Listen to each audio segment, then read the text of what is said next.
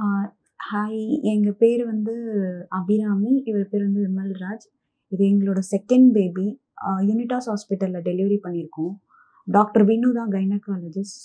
அவங்கள ஃபர்ஸ்ட்லேருந்தே இந்த பேபியோட அ ஆரம்ப காலத்துலேருந்தே இவங்க கிட்ட தான் காட்டிட்டுருக்கோம். நல்லா கேர் பண்ணி பார்ப்பாங்க.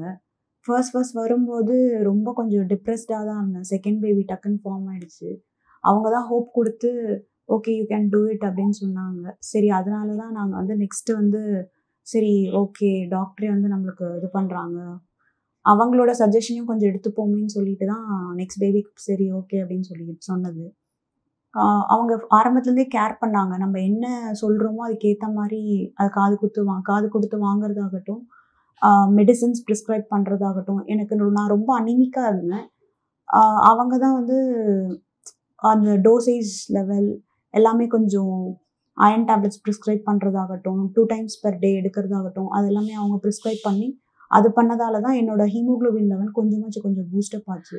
அவங்க ரொம்ப வந்து கேரிங். எப்போ ஃபோன் பண்ணாலும் நைட் 10 ஆகட்டும், கேரிங்கா பேசுவாங்க.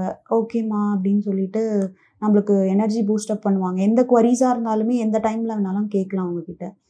ஸோ ஹாஸ்பிட்டல் பொறுத்தவரைக்கும் நல்லாருக்கு. ஒண்ணும் ப்ராப்ளம் இல்ல இதுவரைக்கும். யூனிடெஸ்ட் வந்ததே பினு மேம்க்காக தான். ஆ மத்தபடி நான் வந்துட்டு வேற ஹாஸ்பிட்டல் போலான்னு தான் இருந்தேன். பினு மேம்க்காக தான் நான் யூனிடெஸ்ட் வந்ததே.